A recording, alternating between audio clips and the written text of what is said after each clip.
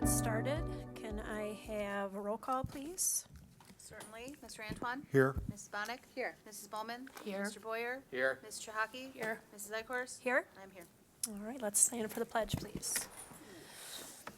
I pledge allegiance to the flag of the United States of America and to the republic for which it stands, one nation, under God, indivisible, with liberty and justice for all.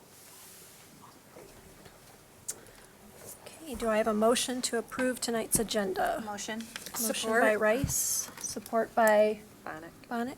Couldn't hear it. Any questions before we? Okay, all in favor?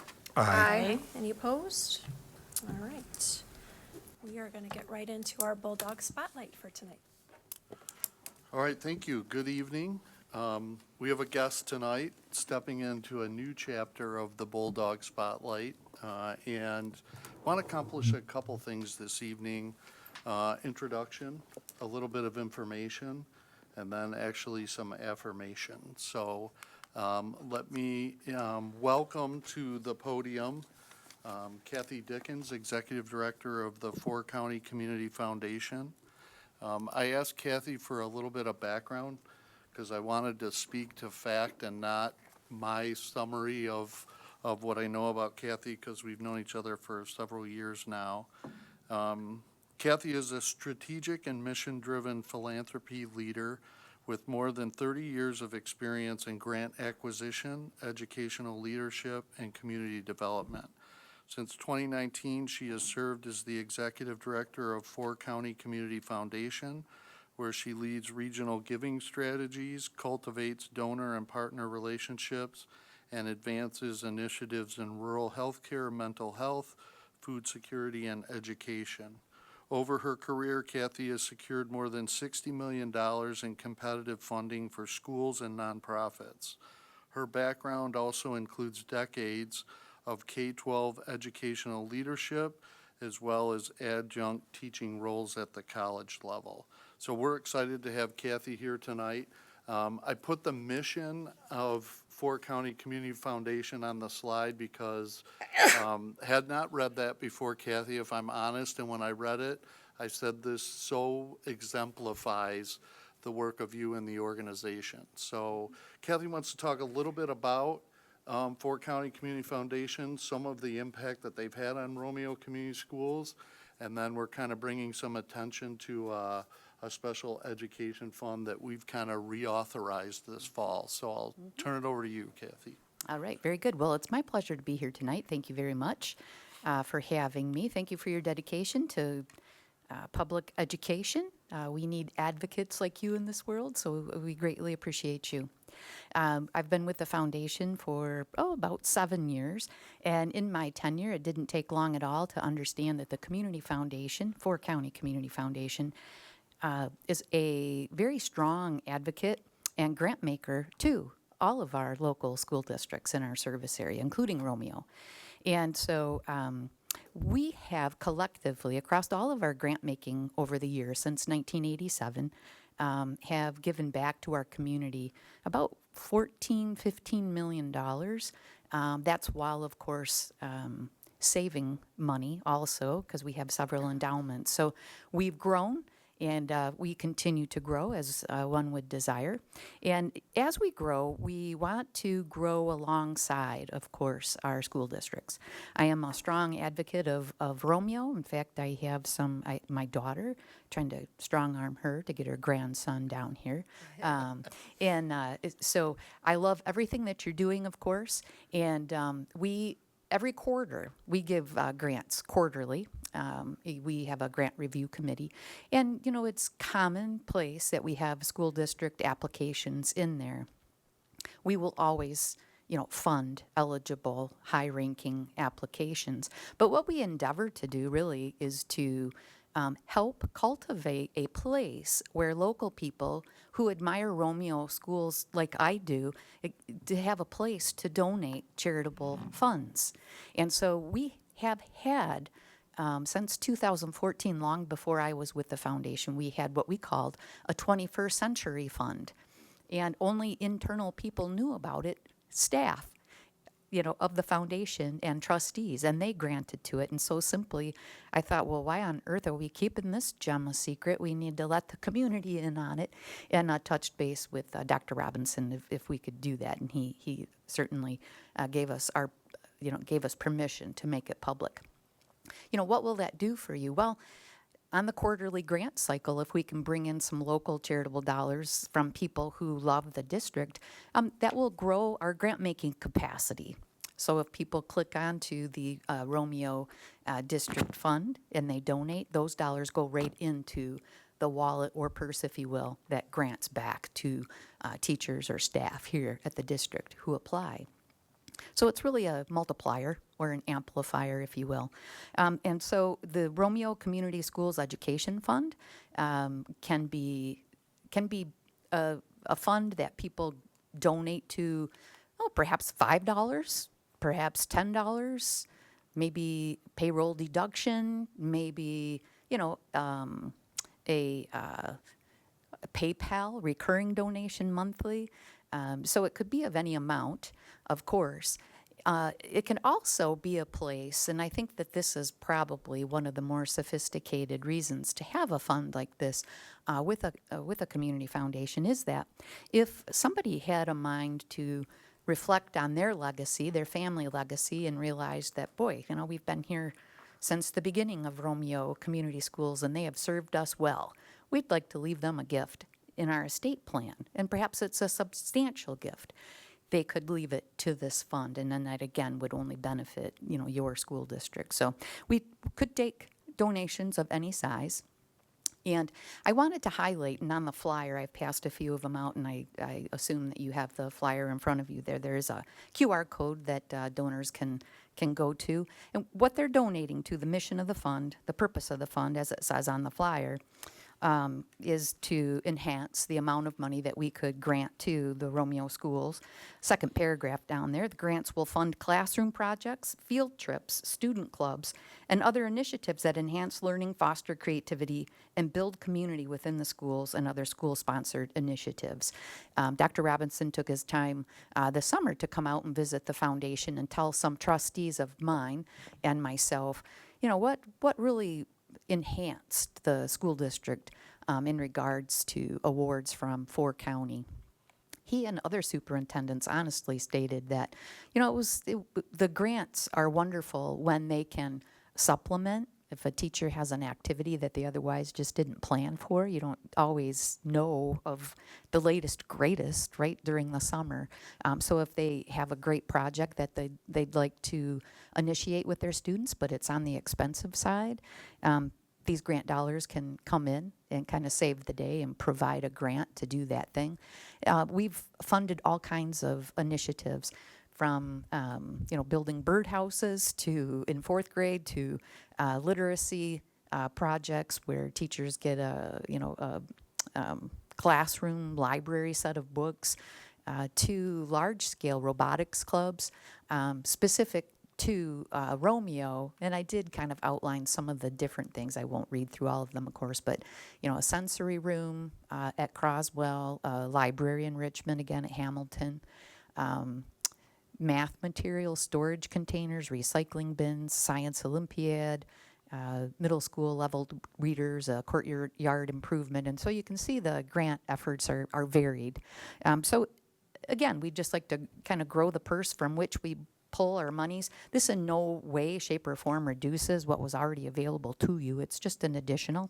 And so on the bottom of the flyer, you'll see, again, small gifts, large gifts. The foundation has a unique ability to take pretty much any type of gift that someone might want to give. Appreciated stock. We started a scholarship recently with a gift of grain from a farmer, which was really neat to realize. Gifts of real estate, life insurance, legacy, gifts and estate plans again. So there's nothing too small and there's nothing too large. And so with that, I would welcome all of you to consider a donation to the fund, as well as, share the opportunity with your neighbors, your colleagues, and other people who are like-minded and really love and are loyal to the district that you all represent.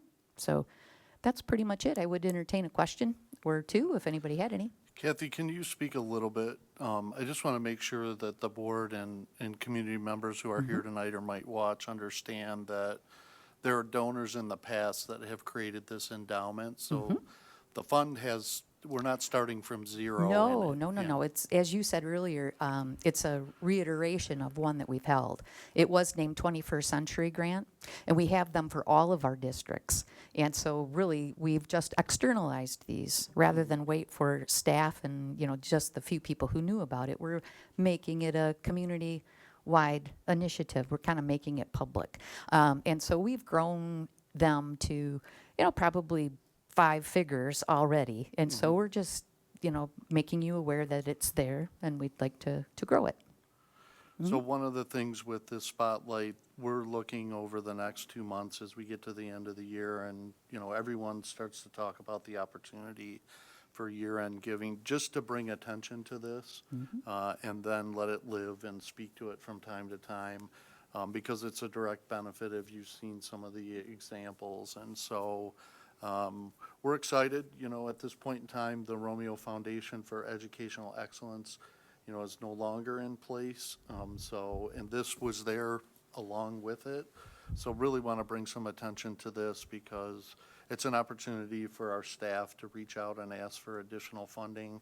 And one of the things that I really appreciate about the foundation is there's a form that I have to approve, you know what I'm saying, before the application would go through. So it gives the district an opportunity, because it isn't always necessarily me. I might need to go talk to, Rob or Jennifer or Mary or someone, to just have that opportunity to say, you know what, this is something that the district should pay for, or the district should be ready to support. And I think, Kathy, one of the things you had on the list was our esports club at the high school that's trying to get off the ground. I know that they, I kind of encouraged them to consider an application a month or so ago, so it looks like that maybe was a recent approval. Yes, yes, yes. Awesome. Yes, and if you haven't heard, you will very soon. Okay, And, so- and quite honestly, the reiteration of the fund, the Romeo Community Schools Education Fund from 21st Century, one of the things we've added to it, honestly, by way of talking to you and other superintendents, was including clubs.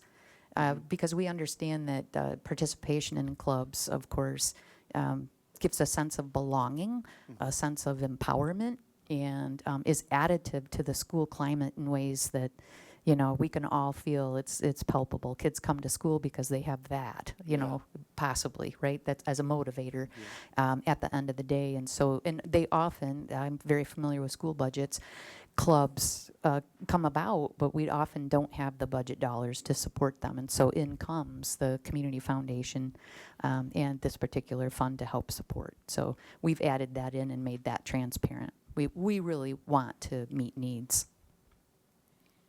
I just want to thank you for what you do. I have been part of the scholarship events the past couple springs, and whenever I come, we come with our family. It's clear that you are very passionate about what you do and gifted for your role, so thank you. 'Cause Oh, well, I appreciate you serve that. a Thank lot of you. students, not just here in Romeo, but, the whole county. Right.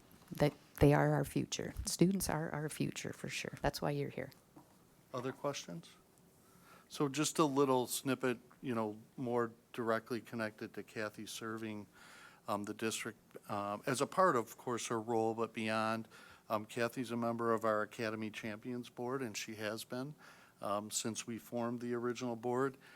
Kathy didn't know at that time that me and Mrs. McFarland kind of knew the future and the desire to push that down to the K-8 level, and specifically some initial planning around that middle school community service nonprofit connection. And, of course, now I think maybe Kathy sees a little more direct connection than when we were just the high school academies, but certainly beneficial to that group. And within the last 2 years, I've spent a lot of time with the middle school staff and Jennifer, just the steering committee for the middle school academies. There's a lot of excitement, and so we're just grateful and want to show our appreciation. So we have a small token of our appreciation, Kathy. I'll read from the certificate. Romeo Community Schools and the Board of Education proudly recognizes Kathy Dickens. In recognition of your service and commitment to Romeo Community Schools students, staff, and community, we are grateful for your support in the transformation efforts that we have undertaken over the past 6 years and look forward to your continued partnership for years to come. Our vision statement refers to invested community advocates, and you exemplify this in so many ways. You're a tremendous asset to all you serve, and we thank you. Oh, well, thank you very much.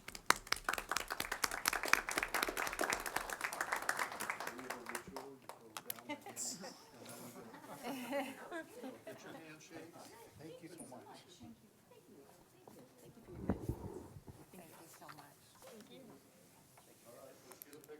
Oh, a picture.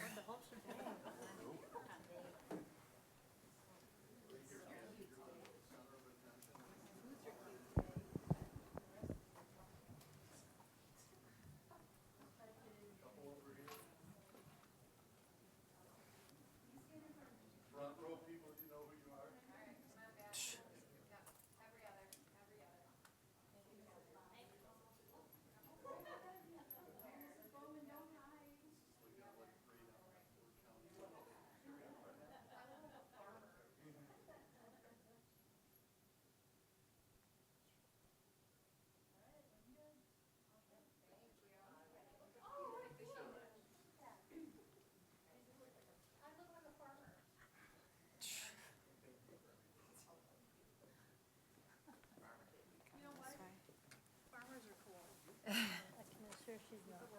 Farmers make the world go round. And that's our spotlight for tonight. So we are going to move on to presentations. Thank you, Mr. Murray. I'm sure Thank you've you for the prepared a great thing opportunity. for us. Good evening, everyone. As we enter year 3 of our implementation of Amplify CKLA, I thought that tonight might be a good night for us to showcase to the board the progress that we've made to date. As we've discussed in the past, it usually takes about 2 or 3 years for a curricular resource to really start showing positive gains, and that's where we're at. So I think that the timing is right, and spoiler alert, what we're doing is working. I don't want you to just take my word for it. I have some of the real stars of the show back there, the folks who are doing the work every single day with students and really making this thing work, here to tell their story as well. So recently I analyzed 3 years of data to measure the impact that CKLA was having in Romeo. The study was longitudinal in nature, meaning that I looked at the impact that CKLA was having across many grade levels over time. Taking this approach, looking at data from differing groups of students really allows us to have a better understanding of the scope of the impact that the curriculum is having and not let anomalies like a strong student cohort kind of cloud the data. And so I've been able to secure the information and we'll be sharing that tonight. Using a growth metric called percent of projected growth met that I will explain in a few minutes, when if positive, leads us to believe that not only is growth happening, but growth is our leading indicator and achievement is our lagging indicator right behind it. So as students continue to grow, achievement will follow as well. And then, you know, when we look at data, obviously tonight, we'll be providing you kind of a 30,000-foot overview of how things are going, but internally, we look at data at a lot deeper level. We look at building data, we look at grade level data, and we look at classroom data to make decisions about where resources need to be allocated and also you know, where additional supports might be needed for us to continue to step forward. In short, there's always work to be done, so we've never arrived. So what is percent of projected growth met? For me, it's a tongue twister. It's the difference between the growth that is expected and the growth that actually happens. And when you think of that, and you think of a baseline standard, 100% projected growth met is what's typical. That's what's expected. So if we're dipping below 100%, when you look at student aggregate scores, almost 1,800 student data scores each year for the last 3 years, anything that falls below 100% means that we're not quite to what's typical or what's expected, and anything above means that we're making gains that are atypical. And when you start thinking about large numbers, even like a % or 2 really matters. And why is it important? Well, it's important because it allows us to measure how well students are doing related to growth over a period of time. And so for the purposes of this study, I did establish a baseline, fall of 22 to fall of 23 as our baseline. That is the last year that we utilized a balanced literacy-based curriculum. Now we're in science of reading-based curriculum, which we'll get to in a little bit in terms of the lift. And then I took that data and laid it on top of the 2 years of CKLA data that we have. So you will see this now, and I'll give you a second to take a look at it. Again, in red is our baseline data. It says fall 23 on it. That's when the data was captured, but it's really fall of 22 to fall of 23. So from fall of 22 to fall of 23, you can see that we came in at 96% of percent of projected growth met at the elementary level. That's below the typical 100% standard. Our first year of CKLA, which is represented in the orangish color there, was fall of 24. We jumped from 96% to 104%. And then green, which is fall of 24, to this fall, you can see that we moved from 104% to 109%. And so I am a little surprised that the fall of 24 data is so good, because that was our first year of implementation. And typically when teachers are given a new curricular resource, it takes a year just to get to know the resource, especially in the situation that we're in now, because I've said that moving from a balanced literacy-based curriculum to a science of reading-based curriculum is like turning a cruise ship 180 degrees. Like, the contrast in styles is completely different. And so really that's a credit, again, to the people who are doing the work every single day with kids, right? To get us to that spot and then to continue to push us forward.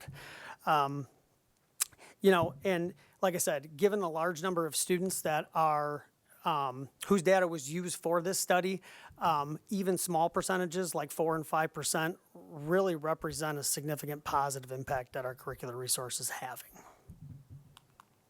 So how do we do it is the question, maybe. I like to think of our approach as a three-legged stool, right? On the left side there, you have Amplify CKLA, our core Tier 1 curriculum, right? You have to have a very strong curricular resource in order to make this thing go. Ms. McFarland and myself, our building principals and teachers, I think, subscribe to the idea that you can't intervene your way out of poor Tier 1 instruction. So our Tier 1 instruction has to be super strong.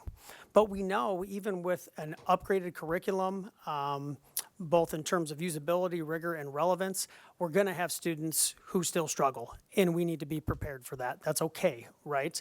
And so we've taken a look at our intervention programming and made some tweaks to that. And then we also have an additional resource in IXL that gives students the opportunity to have a personalized experience in filling skill gaps, while also serving as an accelerant for kids who don't have skill gaps and who need to move beyond our Tier 1 curricular resource. And so I am by no means the experts on this portion of it, but these folks are. And so we do have some guests tonight. We have Katie Reddick and Lily DiLorenzo from Washington Elementary, who are going to talk about their experience with CKLA in the general education setting. Stacy Smart, our reading specialist from Indian Hills, who is going to touch on how intervention programming has changed since the implementation of a science of reading-based curriculum. And then Lisa Wychek will close out the presentation, helping the board see how IXL is just been utilized in a very positive way overall when it comes to elementary ELA programming. So Lily and Katie, if you want to start, come on up. Don't be shy, it's okay. Could I just ask a question? Absolutely. What data did you collect? The data was collected from NWEA, Oh, right, okay. which is our screener tool. Exclusively? Exclusively, Okay. yes. Again, when the beauty of percent of projected growth met is it's not a static number in terms of just a 1-year achievement measure, right? Students are tested 3 times a year, so it gives us really good growth data. And like I said, with growth as a leading indicator, achievement's lagging, it's just behind it. But as growth continues to move, achievement will continue to move as well.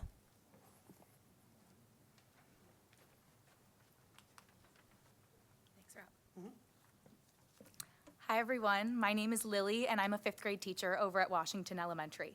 And I'm Katie, and I'm a 2nd grade teacher at Washington Elementary. So we've been working towards having the best learning outcomes for our students, and our classrooms have seen a really big change since starting CKLA. The change has had these improvements for not only engagement, but reading ability and interest, and we're really excited to share that with you tonight. So when we additionally adopted CKLA, I immediately noticed a really big shift in the type of instruction that it offered. So I began my teaching career here in Romeo in the fall of 2020, and we were using that balanced literacy approach that Rob touched on. Now we're focusing on structured literacy, where we're specifically teaching students not only what to look for when they're reading, but how to do it through the systems and structures that CKLA provides. When I began teaching, it was in 2021, and I saw those same difficulties. It was really hard to meet all the students' needs and making sure we cover the standards at the same time. And so far, I've really enjoyed teaching CKLA because it aligns with our standards very well, and it makes it easier to reach the needs of all of our students. And there's embedded progress monitoring within the units, and that's helped us as teachers, and it's helped us modify our instruction further from there on out. So as a fifth grade teacher, I'm going to be honest, the first year of CKLA was a little bit of a struggle. It's really hard to see the big picture of the program. CKLA operates under the assumption that students have had this kindergarten, first, second, third, fourth grade. So starting it with some fifth graders, we heard a lot of, this is hard, or I don't know how to do this. The second year right away was a little bit smoother. Students started saying things like, oh, I remember this from last year. When I was in fourth grade, we read this story, and that connects to this. And this year with version 3, as we continue in our third year, that has just, there's no exception to that. Students are starting to make those connections between grade levels, which is really cool to see. My first year, I had the same challenges as Lily mentioned. A lot of the students didn't know a lot, and it was hard to, a lot of them mentioned, like, I didn't do this last year. We never had this, so now I'm seeing the effects later down the line, but the first year is very hard, especially with phonemic awareness and phonics. The focus now is really on that phonemic awareness, phonics, decoding. We learn how to decode first, and then they're able to read decodable text, and now they know what the story is about, so it increases their accuracy, their fluency, and obviously comprehension skills that go along with that. And so they're worried about the meaning of the text now versus just decoding the whole time. So this year particularly, I've noticed a really big shift in students' confidence in reading and writing. By fifth grade, students are pretty set in their ways. Either I'm a really good reader or I'm not so good at reading and I don't want to do this. Because CKLA is so structured, that sequence within the lessons helps students feel more secure and confident in their abilities. They know what to expect, they know what's next, and that confidence has really led to a more positive and participatory classroom during ELA time, which as a teacher is really all I want. I want them to be happy when they're there, and I want them to be willing to participate and share their ideas. I've noticed the same things with participation, engagement. They get so excited to read the next stories. They're like, when are we reading the next story? I'm like, I know, it's coming. So we always go through that every day. I see that spark of attention, and their conversations are sparked on their own when they're discussing it. And it's helped us as teachers see their new knowledge, and we can tell they're comprehending it too. And I love how it's connected to home as well. There's lots of take-home activities, there's parent letters, there's weekly spelling tests that they go home and study with their parents. So it's really great to have this parents involved too, not just the teachers. So I love that connection between home and school. Absolutely. And along with Katie's comprehension piece, I've noticed a really large increase in my students' academic vocabulary. Within the curriculum every day, here's your vocab words, and you see them immediately in the text. And I actually hear my students using their vocab words during their conversations, which means that which means that they're listening to what I'm saying and they're applying it to their lives. So they're getting it and they're using it, and that's all we want.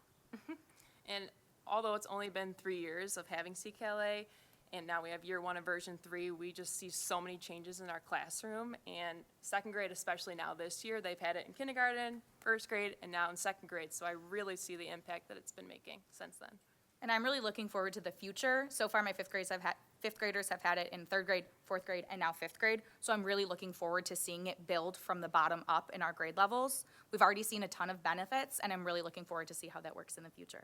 Thank you guys so much for coming, for letting us share. Have a great rest of your evening. Thank you. Stacy, I'll give you the clicker because I know you got some action here. Yes, I have animation in my slide, so I was like, I need a clicker. Hi, I am Stacy Smart. I am the reading specialist in Indian Hills. Thank you for having us this evening. It would help if I was on the right slide, huh? Okay, so I am going to talk to you about how reading intervention has changed since the implementation of a science of reading-based curriculum, and really the powerful benefits that we have seen in a short time span. Because even though CKLA, we're in our third year of implementation, with our new reading intervention, this is Indian Hills, this is our second year of it, and I'm like blown away by the positive impact that I have seen in 1 year. So, reading specialists have a primary reading intervention system that we use called MClass. MClass is literally an all-in-one intervention suite. It is a one-stop shop for reading specialists to go to. And I'm going to tell you all of the exciting features that it has to offer. MClass offers detailed benchmark reporting for reading specialists.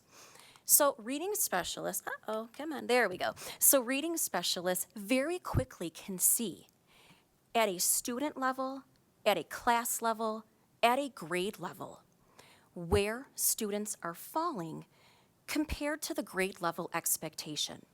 It sets that stage for who might need additional reading support. And it also tells us what they'll need it in. MClass also provides bi-weekly progress monitoring. So every other week, progress monitoring for these children that need reading support. That is critical in ensuring that students are making the necessary gains that are needed in their reading skills, right?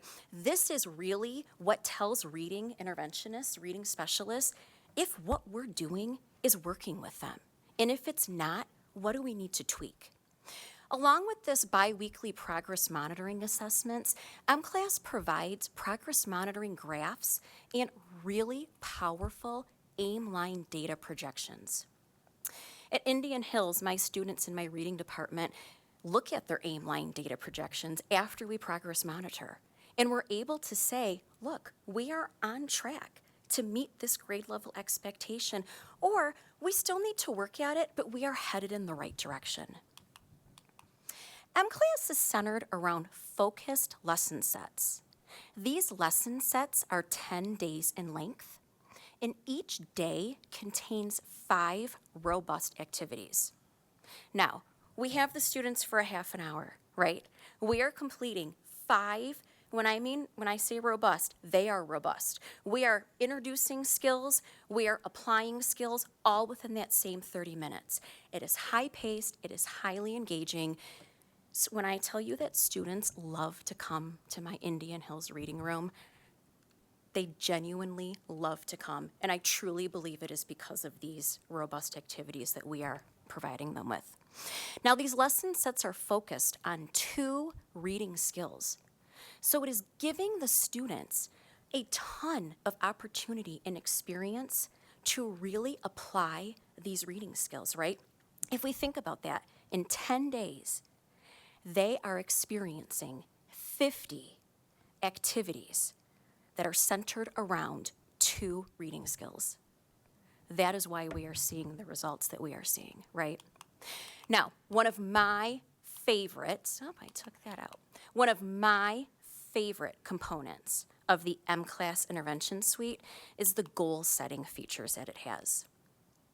At Indian Hills, my reading department students and myself, we sit down frequently and we set goals together based on the data that we have in MClass. We track these goals, we look at our progress towards these goals, and it's a great motivator for students. So let's look at some of this positive data that I keep referring to. Now, this is only at Indian Hills that I'm going to show you this data, right? All of our other buildings do use MClass, but I just have access to the Indian Hills data.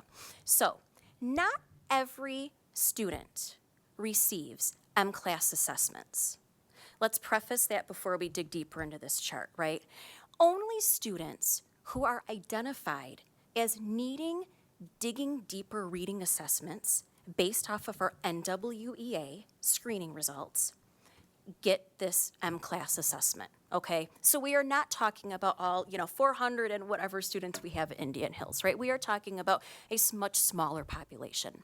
If you look at my chart that I have for you, within that purple box, you can see that within 1 year, just 1 year of M-class implementation, our students who scored well below benchmark, that is that red bar, in the fall of 2024, significantly decreased compared to this year's beginning of the year assessments from 53% to 37%. And these are children who might need a boost in reading, right? If we look at the opposite end of that spectrum, we can see that students in that green bar who scored in the fall of 2024, 14% of them scored at benchmark, so at grade level. At Indian Hills, we have increased that in 1 year to 29%. We are seeing phenomenal results with this intervention, and I can't wait to see what the future holds for it.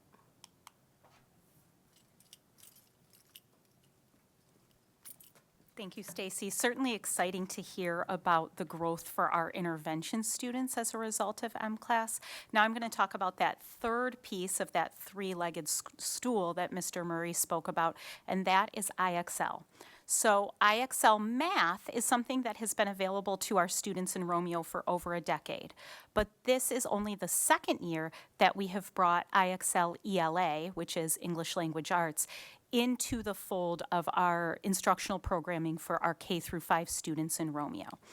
And IXL ELA is a digital practice tool that offers additional support for our students in targeted areas of reading. So this is what would be considered a Tier 2 resource for our students. It's a complement to our core instruction, a complement to that CKLA grade level instruction that everybody is getting. In IXL ELA, students are served practice opportunities in 4 specific areas of literacy: reading strategies, vocabulary, writing strategies, and grammar and mechanics. And in all 4 of these areas, we know that all of our students have something to grow upon in each of these areas.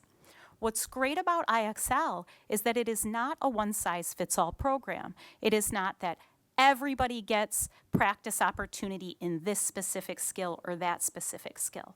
Instead, students take a quick diagnostic assessment at the early stages of using IXL, and the system pinpoints specific instructional areas within those 4 components of literacy where they may need support.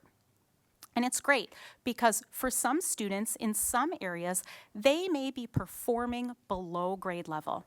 And so the system serves them practice that is about gap filling, backfilling some of those gaps from instructional areas that were from earlier grade levels that maybe they weren't ready for at the time, maybe they didn't have robust instruction in at the time. Now they're getting some of those gap filling supports. For other students, they may be right on grade level, right on target with their needs. And so the system serves them practice opportunities that are simply an enhancement to our core instruction. And for some other students, they may be performing above grade level. And so the system pinpoints and serves them opportunities to accelerate their learning so they can continue growing as well. And in some cases, a single student may have skills that meet all 3 of those needs, just like this picture that's up here. Here we have a 3rd grade student, and in some areas, they have some gaps that they need to fill that put them below grade level. In other areas, they're performing above 3rd grade level, and they're getting skills in that instructional component that are meeting their needs there. So this IXL is a great complement to our core instruction, and it allows us to target our students' individual needs. I want to show you some data because I know that's what we're all looking for here. And this data is from just these first 2 months of school alone. In fact, we haven't even been in school for 2 full months yet. And students at Indian Hills in grades K through 5 have already answered over 140,000 questions in IXL ELA this year. But what do those questions matter? Well, because as students answer these questions, they have opportunity to practice these skills, utilize the videos and other resources within IXL to beef up their skills. These 140,000 plus questions have resulted in our students gaining proficiency or mastery in over 6,000 new skills in less than 2 months of school alone. These are skills that may be complementing their core instruction, filling in gaps from earlier years, or prompting them forward in their learning ahead of grade level. It is really exciting, and by the end of this year, we know that those questions jump to the millions, and those skills are in the tens of thousands. But IXL is not just a set-it-and-forget-it digital program. In fact, our teachers actively and strategically use the information they get from IXL to also directly support our students. So there are a variety of resources in IXL which our teachers can use to help them pull small groups together of students who may have some similar skill gaps or similar skill enhancements so that those teachers can work on a small group in a group jam with students and provide some guided practice. Teachers can also flexibly assign specific skills for students, individuals, small groups, or the whole class to work on, skills that might support what they're doing in CKLA at the moment, or may even support their preparation for some of the high-stakes testing that our older students have to do. So IXL has become a really important component of our overall instructional program in Romeo. It is that one of those Tier 2 resources that complements our CKLA in Tier 1 and also relates to our M class in our interventions. So we've been so proud tonight to share this third year update, in some cases second year update to these curriculum enhancements that we've made in elementary ELA. And we're excited to continue the work to help growing all of our students as readers, writers, and communicators. Thank you. I just want to say thank you for taking the time after a long day to come and present that to us, and especially to the two Washington teachers. When you mentioned what year you were hired, I thought, wow, those are tough years to walk into the teaching profession. Really so tough. Thank you for staying and sticking with it in the work that you do. And we look forward to further updates, not only around CKLA, but obviously as our new math curriculum hits and we get a little further down the road there, we welcome the opportunity to come back and show what we can do. I just want to say, I'm the only one on this board that has little kids, but I have a 6th, 3rd, and 1st grader, and, well, elementary. Elementary age kids, right? There you And go. there's a really big difference that I see between my 3rd and 1st opposed to my 6th grader, who, my little ones are doing this, and I'm so impressed with this entire program, and I love it, you guys. I just love it. My kids are just blooming with this. It's awesome. Well, we appreciate that, and we're happy to be of service. Thank you. Yeah, it's good. My daughter worked directly with Stacy, and it was huge. So Katie and Lily, this is like a proud moment for me. First of all, you had the courage to come and present at the board meeting. So thank you for that. And one of the things that we talked about when we began this journey of adopting viable curriculum that's a significant expense is the power that it has on new teachers. So our veteran teachers certainly are benefiting from this, but as we bring new staff on, and for these two ladies, they came in, they had a year or two in the former program, so that might actually have been better or more refreshing, but I'm grateful, and for Stacy and Lisa, thanks for coming and taking your time to talk a little bit about Indian Hills. I would tell you that the results that we're seeing from Indian Hills are extremely similar, and Washington are extremely similar across our buildings, and so appreciate you guys coming out and talking about this, and you can go back and brag a little bit in the lounge tomorrow. All right, we are going to move on to our consent action items. This is the approval of our general funds, approval of financial reports that we were sent, wire transfer reports, purchasing card expenditures, and then the minutes from our a special meeting held on September 22nd, our regular meeting of the same date, and our workshop meeting, which was held a couple weeks ago. And then the policy reading, which is a first reading of 4003, the employee salary schedule that was in the policy notes. And again, this is just a first reading. So we will still have time to ask questions after tonight. But do I have a motion to approve consent action items? Motion. Motion by Chahaki, Support. support by Antoine. Any questions? I just, on item G, the workshop meeting minutes, it probably should legally say that I'm not there and that Say it's that? 6 yeses to everything. Okay. 'Cause I You wasn't- were there, but, Well, I'm not allowed to vote, right. so Okay. it should be denoted that way, and were I there did miss virtually. part of it, Okay. so. Just the voting part should be switched to 6, I guess I would denote it. Do you have that? Yep. Okay. All right, motion with that agenda by Chahaki, second. Support. Support by Bowman. Oh, I'm I sorry. thought we already had a Antoine. second. That's what I Yeah. thought, Did but get a if second. you do, I'll Any other support it questions or again. comments? All right, all in favor? Aye. Any opposed? All right. We'll move on to informational updates and new business. So our communications are very timely to like tomorrow night around the county school board's meeting and the presentation prior. So thank you for those that are able to attend and represent. I don't have anything else on, that we've received. We have 3 subcommittee reports for tonight. So we have 3 subcommittee reports. I'm going to start with facilities, followed by security, and then policy.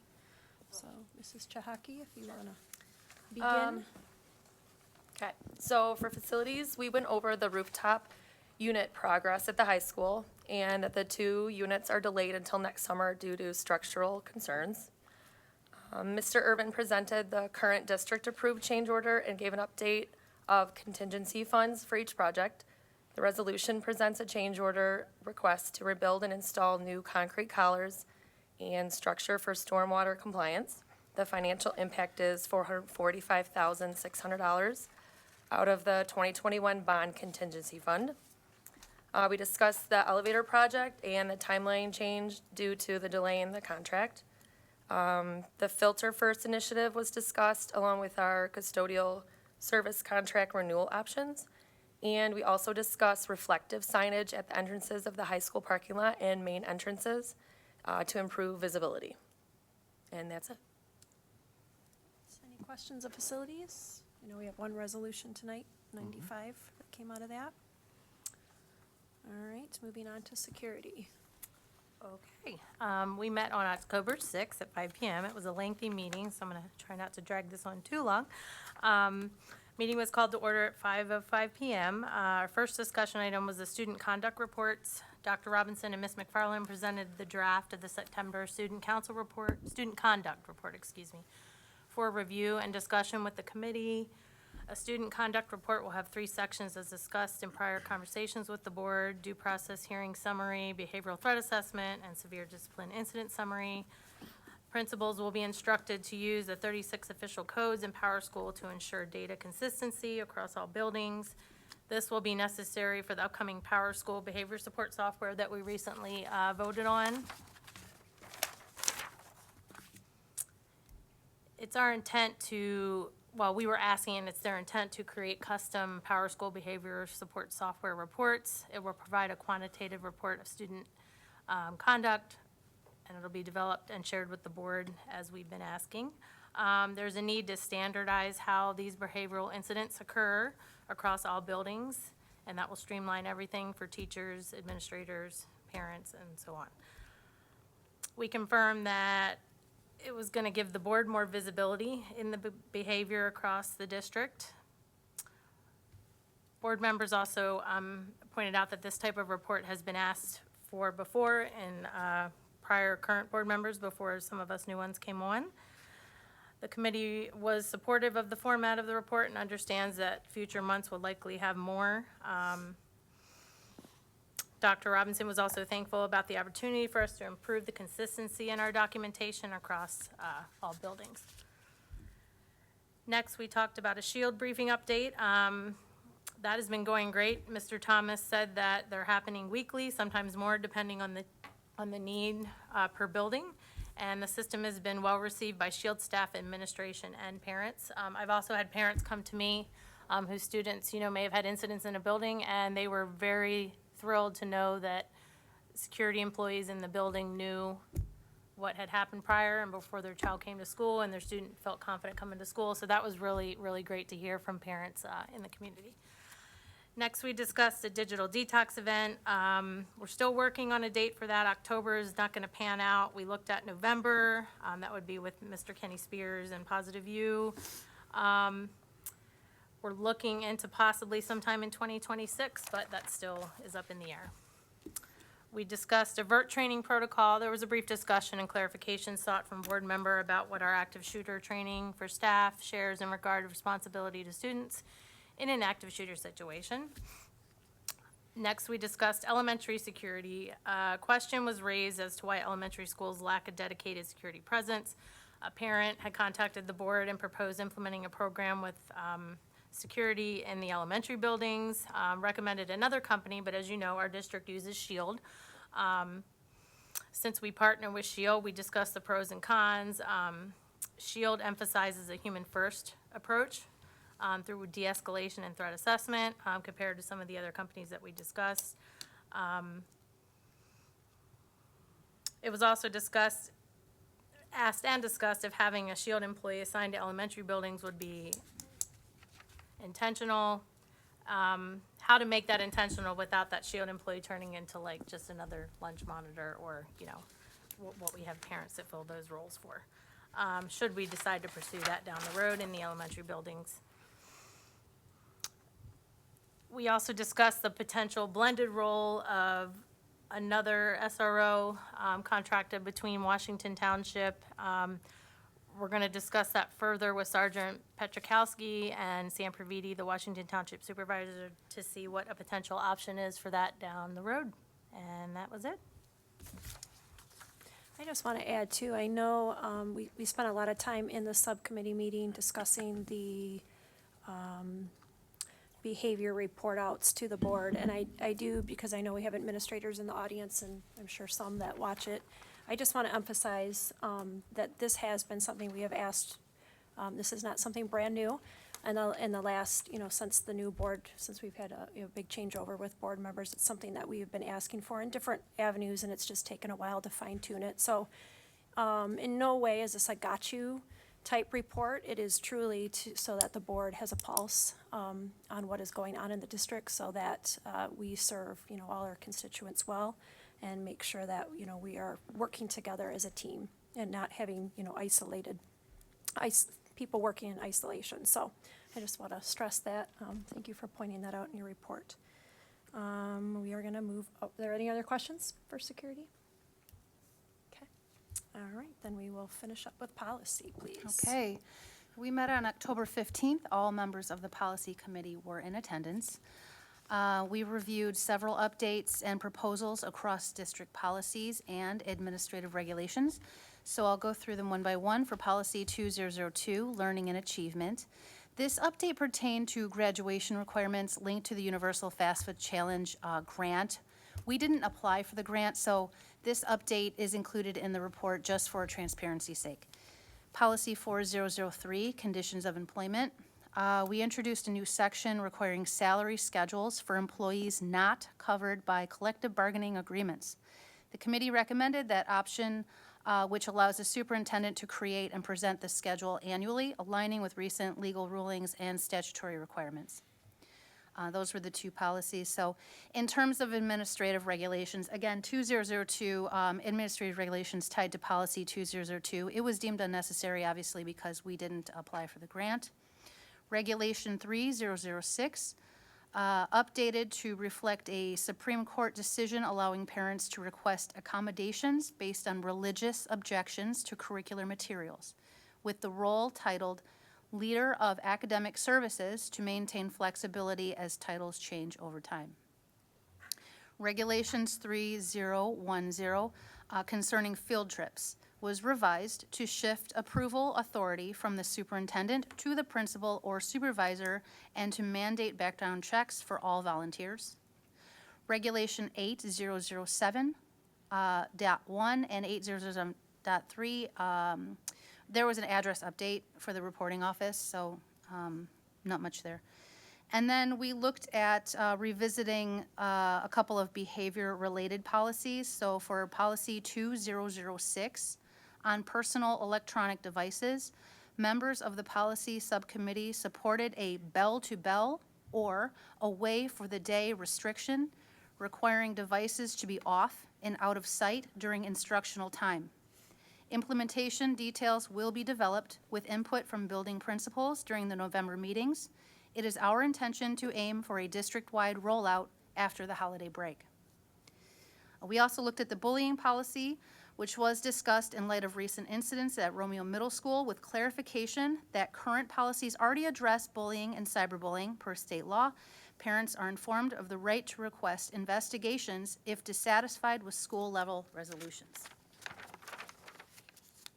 Regarding student appearance, concerns were raised about enforcement of dress code. While the policy wording was deemed sufficient, principals will be reminded to consistently enforce it utilizing the policy and administrative regulations already in place.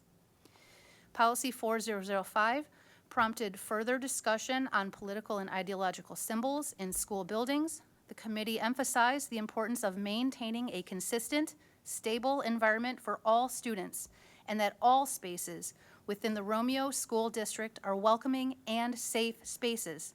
Using symbols and polarizing language to imply otherwise is detrimental to the entire student body. Additionally, the committee addressed a concern from the REA about outside tutoring activities. It was agreed that while the district does not approve private tutoring, employees should disclose when they tutor district students to employee services for awareness and potential liability considerations. And that will conclude our policy update.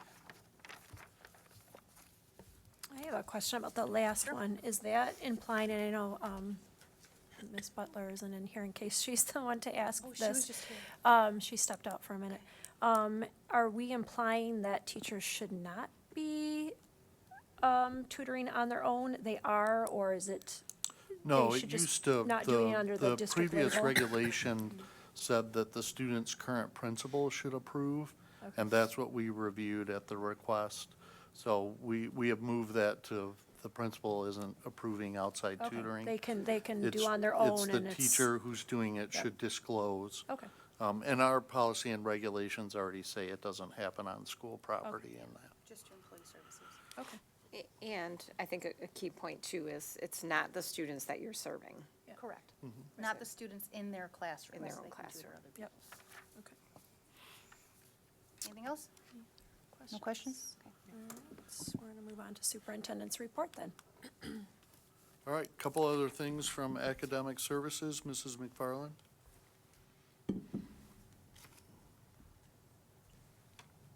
Good evening. We'll make it quick. Our second annual, I can say annual now, Academies at Romeo Middle School Nonprofit Fair will be held November 6th. I'll get you the time, but I know it's in the morning. I want to say like 9 to 11:30-ish. So we have 55 confirmed participants so far, and I know Mrs. Rasevich is working on a couple more. We have some new people joining us, which I think the kids will be excited about. This year, we're really going to be focusing on our sixth graders having more time to talk with each of the nonprofits that they choose and are selected to see, and any new seventh and eighth graders. I want to hopefully next month the middle school team will be here to update you even more, but I'm really excited about the 7th grade stream leaders engagement that they had last week. So we've partnered with the Clinton River Watershed Council, and each 7th grade team, I think it was Tuesday, Wednesday, Thursday, went out to Wolcott Mill, and there were 6 different stations. It was through their science curriculum, and they did some water quality monitoring, data interpretation. I heard about a hike through the woods. They had waders on and we're trying to find critters in the water and some really cool things. And they will submit their findings to the Clinton River Watershed Council to be included in the data that they collect along the Clinton River, and then they'll do it again in the spring. So just like to thank our science teachers for leading the way with this engagement activity with one of our partners. And then just a reminder, thank you to everyone who's responded at the board table about attending our Fall Academy Advisory on November 13th. And this is our annual meeting to report to our partners about successes and maybe some challenge areas. I'm really thrilled to, we'll be updating you on the efforts around our work-based learning. Mrs. Dawson's very excited about the placements that we've had and encourage some other people to step up for second semester. Those are all the updates I have. Are there any questions? Okay, thank you. Okay, thank you. Mrs. Lasky?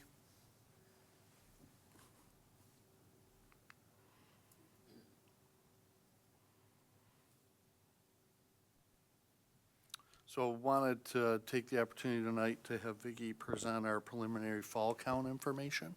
Yes. So the fall count it is preliminary, so I want to be clear that this will most definitely change, and it never goes up. So we have to look to make sure that all the students that were absent during count day have come back to school. Some of them have left and gone to other districts. So we have to make sure that we've accounted for those. And we also have to check the students that are in the virtual programs, that they're maintaining their communication, two-way communication through that period of time. So those little T's to cross and I's to dot are being done right now. And I think it's November 5th or 7th that it has to be finally reported to the ISD. So Kim Ozell is doing that, our pupil accountant. So fall 2025, we had 5,423 FTEs. I want to remind you that we only count 90% of that in our blended count. And then our spring 2025, so last spring was 5,273, and we do 10% of that. So when we take those two numbers together, we have a blended count of 5,408 FTEs.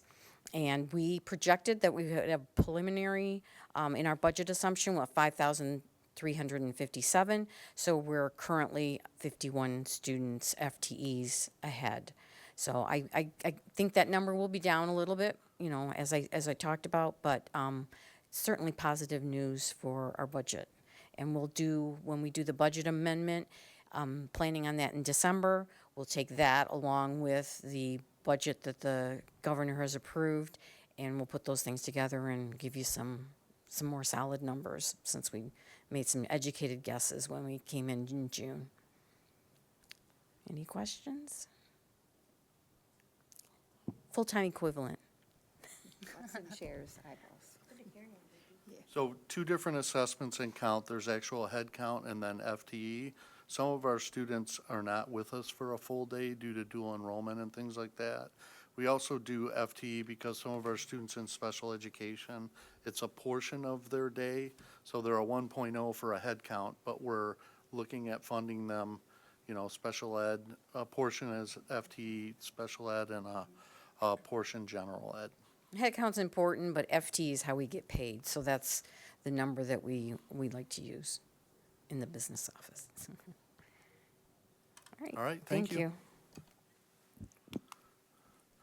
So quick check-in on the 2021 facilities bond. Our Group 3 projects, as we kind of heard a little bit about in the facilities report, we're really at the tail end of completion and closeout. 2 active projects, the 9th grade academy, the final area of classroom renovation is within a couple weeks of wrapping up and being turned over. And then you might see in the evening, we have ongoing work going on to get that courtyard renovation done, which I know is close to coming to an end. We're really hopeful to get the turf installation before winter, and our friends at Barton Mallow are working extended hours to make sure our contractors are on task. So another thank you to them for their support. We're going into the final phase. We're actually in the final phase, our Group 4 projects. And as we work through fall here, we're really moving now from design to estimation. So our initial projects that have gone through design, the architects have turned those over to be estimated by construction management. And then that will prepare us to go out for RFP. And so the major projects in this last group, a little smaller group of projects as the funds are being expended. There's renovations at the middle school, primarily the band and choir room. There's a shared storage area, practice room area in between those two rooms that we're really rethinking now that it's a middle school and not a high school, in addition to some cosmetic updates and things like that in the instructional rooms. The theater classroom, from a theater standpoint, especially when it was high school, you might refer to this as the green room, but we're really renovating that space, not only to support the middle school theater productions, but also the extensive classes that we teach during the day. So we've got some plans to renovate that. We've got elementary and early childhood center restroom renovations. The playgrounds at Indian Hills and Hevel, they're phase 1 renovations that will complete that at all 5 of our elementaries. And then pending the outcome of the November 4th bond, we're hoping that we might be able to get started on the auxiliary gym addition this spring prior to summer. So for the purposes of the board, in terms of board approval and contract awarding, we've got a group of projects slated for December, and then another group for January. Potential of that aux gym maybe going to the February meeting, but we're on track to get those approved contracts awarded, and bulk of this work would be done next summer.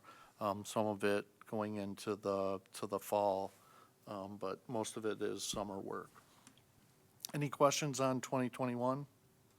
I'd love to see the ninth grade academy with the renovation, so maybe before the next board meeting, if we could come earlier and see it. You Only bet. because I used to work here and I'd love to see the updates. Yeah, you bet. So We'll if do we a could do little that, that would be walking great. tour. You got it. And those other 4 rooms will be done and turned over by then, so Okay, we'll make perfect. sure we do that. No rest. November 2025 bond. We got about a week left in the campaign. And so in some ways, I could say time flies when you're having fun, and in other ways, I think it's about 18 or 19 presentations later in between community, municipalities, parents and staff. We've gotten the word out. Our job is to inform.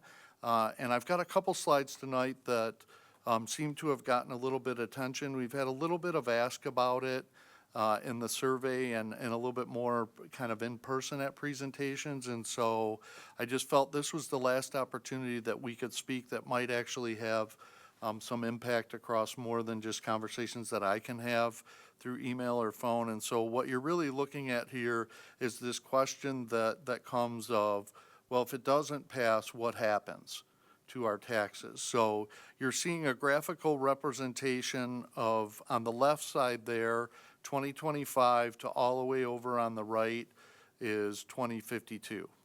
Okay, so we've got an extensive number, almost 30 years of time across the bottom.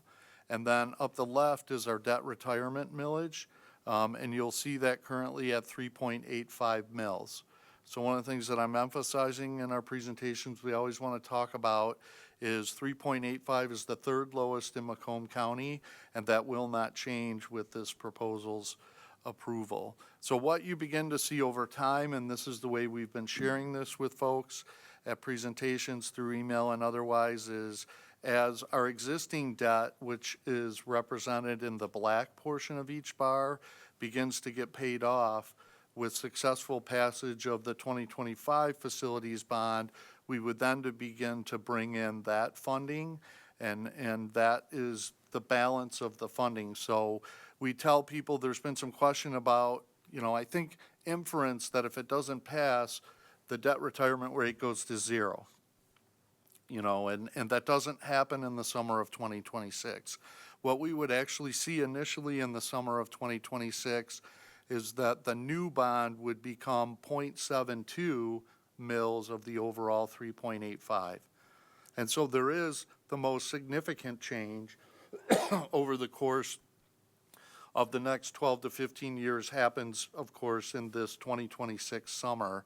Then there's a gradual change over time, and then you'll begin to see, really when you see significant drops, you're looking at second series of the 2016 bond being paid off, first series of the 2021, second series of the 2021 bond, and then you remember last spring we approved that last small amount, or the third series of bonds from 2021.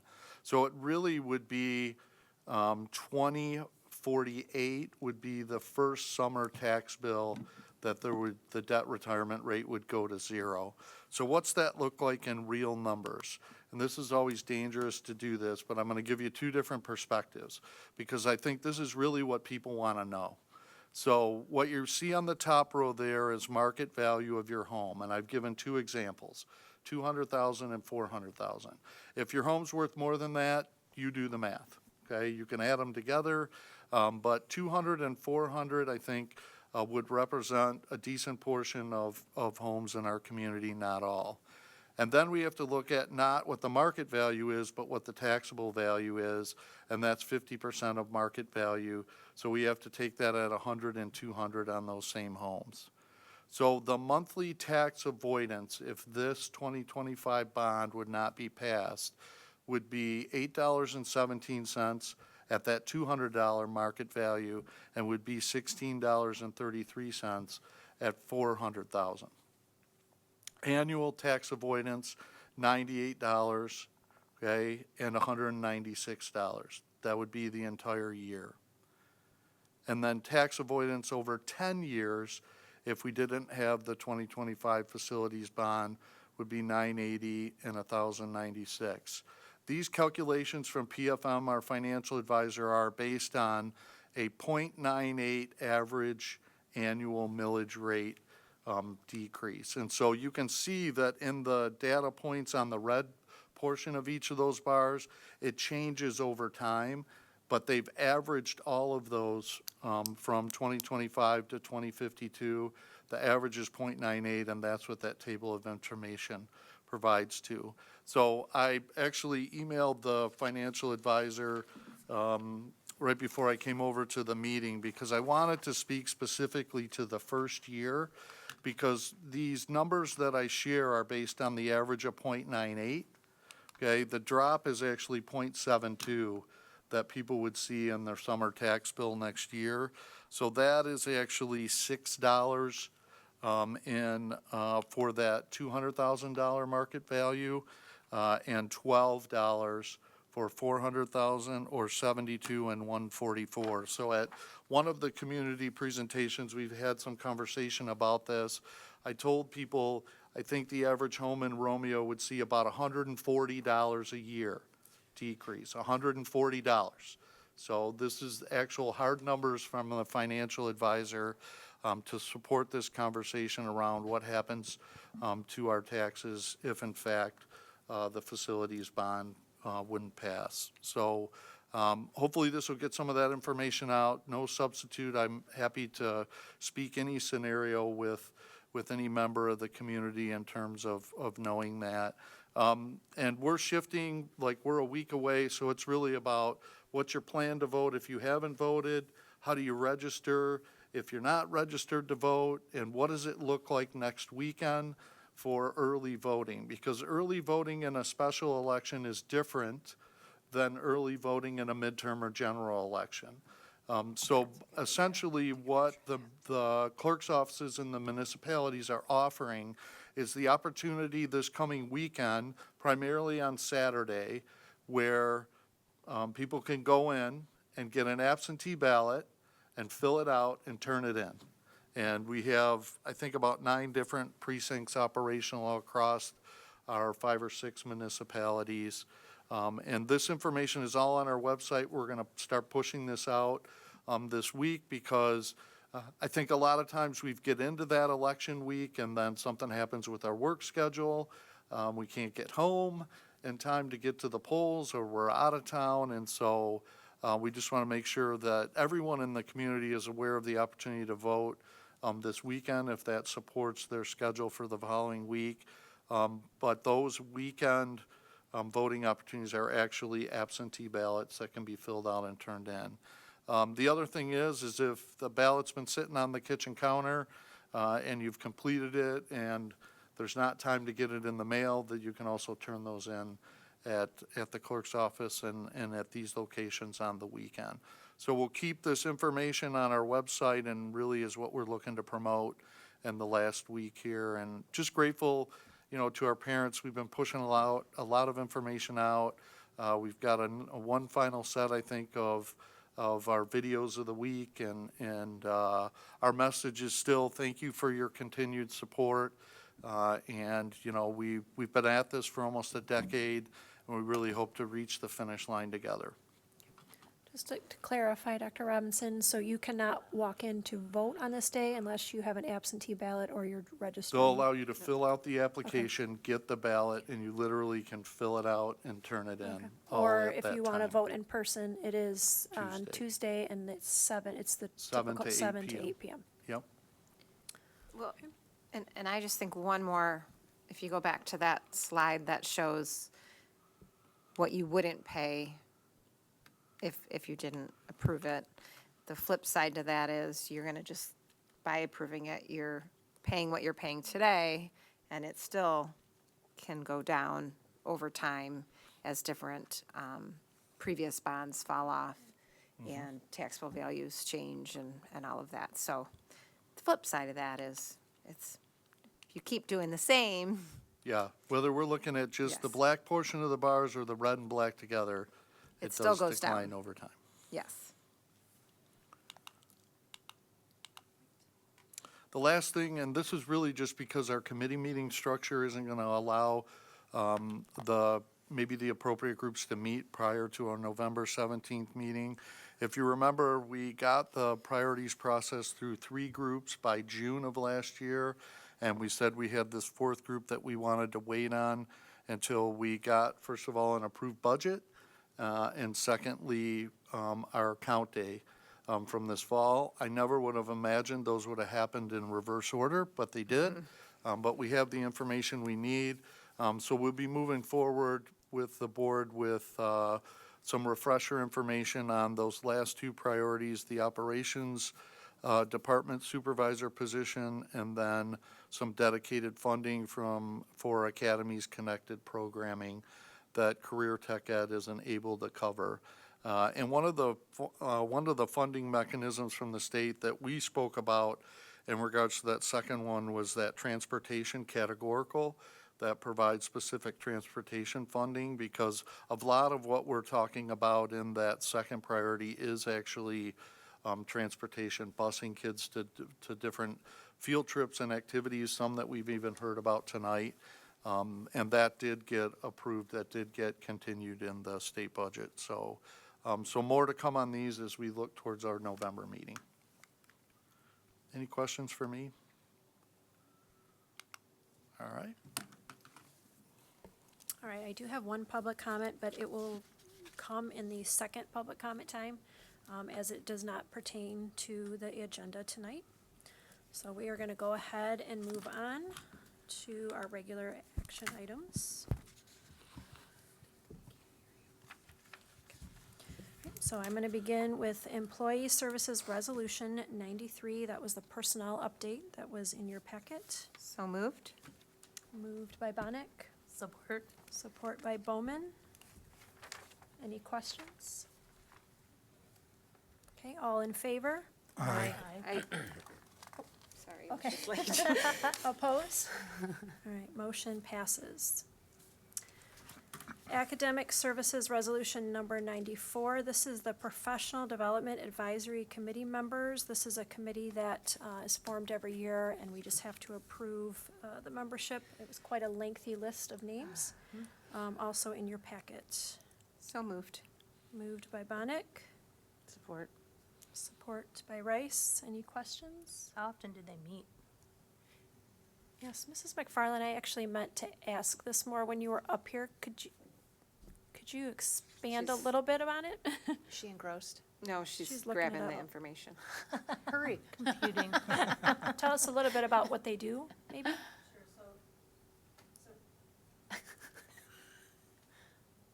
Talk loud. Probably dead. Okay, so I'll just There talk you go. really loud. There you go. hear you. So typically we meet twice a year. This year I have 3 times a year because we're getting ahead of the ballgame. And the first meeting, what we'll do is review survey data on last year's professional development, both from our own internal source and the state MOEX website. They have to answer 2 questions. So we did that last year, and it was quite eye-opening for the committee members to actually read what some of their colleagues said. Number one, it was very, oh gosh, I can't think of the word, but they appreciated when teachers presented to them. So that was good for the teachers to see and hear. And then, yes, we do read them. So they went back to their colleagues to say, just don't put silly things. And then we'll work on what needs are coming up. So this is really planning for next year's, the 2026-27, kind of approvable professional learning throughout our school year next year. So we look back and reflect on last year. There's still time now that we're going to meet 3 times to maybe get some input around the March PD. So really they're the sounding board about how has it been going, what are the needs, what did surveys say, and how do we move forward Okay. to improve next year. And there's quite a few stakeholders on it. If you, okay. Yeah, and by law, you have to have this because we use professional development for instructional time, and a majority of the team have to be teachers. Okay. It's good to know you actually read those MOEX, because when I fill those out, I'm like, who's reading these? All right, good to know. Team last year, you know. Good to know. Yeah, so Romeo does read them. Okay. Good, thank you. All right, can I just remind us who was the motion and second on that? Motion by Bonnick and support by me. Okay. Any other questions? All in favor? Aye. Opposed? All right, motion passes. Motion Facilities Resolution Number 95. This is the change order approval that was in your packet and also referenced in the facilities notes. Motion. Motion by Antoine, Second. second by Boyer. Any questions? All in favor? Aye. Opposed? Okay, motion passes. Moving on to Employee Services Resolution Number 96. This was in your amended agenda to approve Executive Director of Employee Services. So moved? Moved by Bonnet. Support. Support by Chahaki. Any questions? All right, all in favor? Aye. Opposed? Okay, motion passes. Okay, and then we should have taken care of this at the beginning of the agenda, but can I have a motion to move closed session to after our last public comment? Motion. Support. Okay, motion by Rice, support by Antoine. Okay, all in favor? Aye. Opposed? All right, so we'll move that to the last public comment.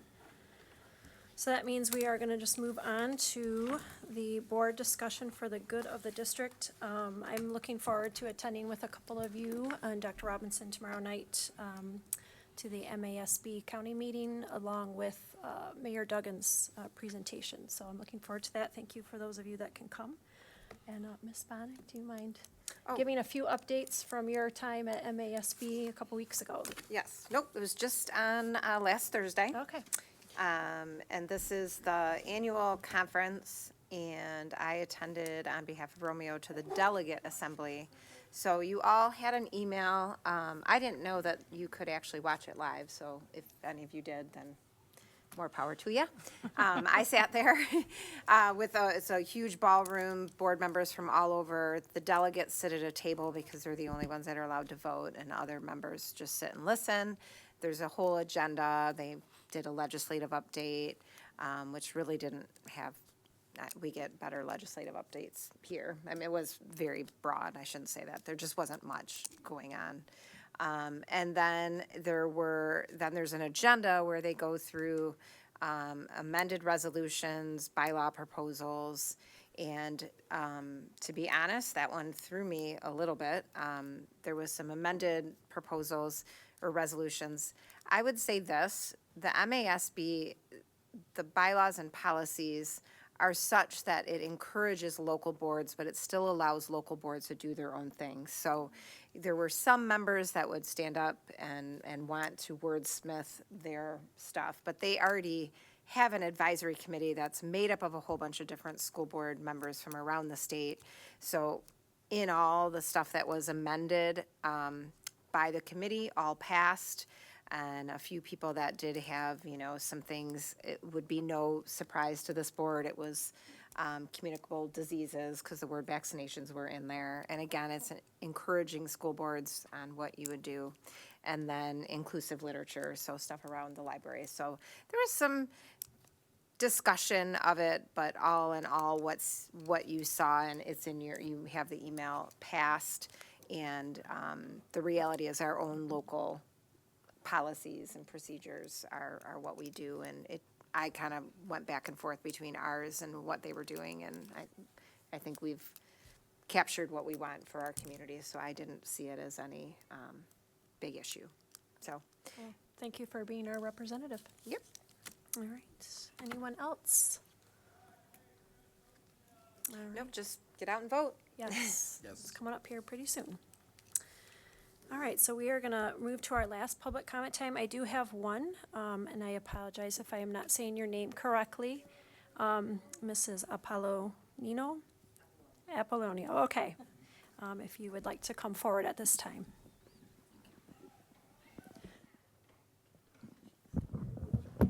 Sure you were hitting the right button? It's working out. Is it working now? Yeah, it's working. Okay. I have a pretty loud voice anyway, so you'll have to excuse me. I'm a little under the weather, so if I cough, I apologize. Good evening, Mr. Superintendent, members of the Board of Education, and distinguished members of the Romeo Community Schools community. My name is Francesca Apollonio, and I'm here as the parent of Jackson Estes, a student in your district. I come before you with a heavy heart on behalf of my son, who for over a year has endured repeated bullying by a fellow student. This is not a single incident. It is a persistent pattern of behavior that has eroded his sense of safety, his confidence, and his ability to simply go to school and learn without fear. I'm grateful that the Romeo Community Schools Student Parent Handbook clearly states a strong commitment to a safe educational environment. It emphasizes that the Board of Education, and I quote, protects all students from bullying, aggressive behavior, regardless of the subject matter or motivation for such impermissible behavior. The handbook further states that bullying or other aggressive behavior, written, physical, verbal, psychological, including hazing gestures, comments, threats, or actions that cause or threaten bodily harm or degradation, is strictly prohibited. It also reminds us that the district has a responsibility to maintain a safe environment conducive to learning, and that treating others with civility and respect and refusing to tolerate harassment or bullying is expected of administrators, faculty, staff, and volunteers. And so I ask, where have we fallen short? For more than a year, my son has been singled out, derided, taunted, excluded, and even in some instances, physically threatened. We've followed the recommended steps, we've reported incidents, we've sought support, but the unacceptable behavior has continued. The damage is real. Sleepless nights, dread about going to school, loss of friendships, diminished enthusiasm for learning. I stand here not just for my son, but for all students who should feel safe and supported each day in their school. The handbook says, and rightly so, that bullying will not be tolerated and that the district will act. Today, I ask you to reaffirm that promise with action. I ask you to, 1, Do a thorough review of what has been done in this case, what steps were taken, and what outcomes were, and why the pattern has not stopped. 2, an improved intervention plan tailored to this situation so that we move beyond will monitor to we will protect and restore.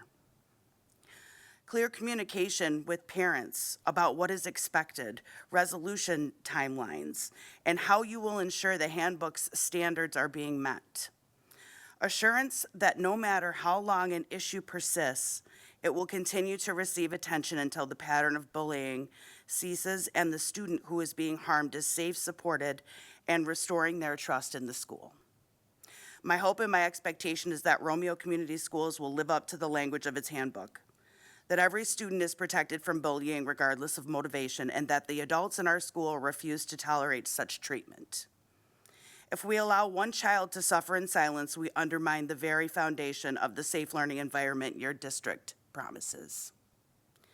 Thank you for your time, your attention, and your dedication to the well-being of our children.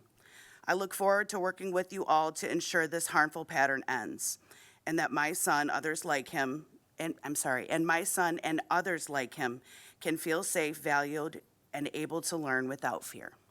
Thank you. Thank you.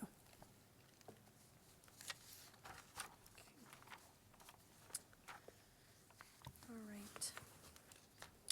Thank you, and I will turn this sheet into you for follow-up.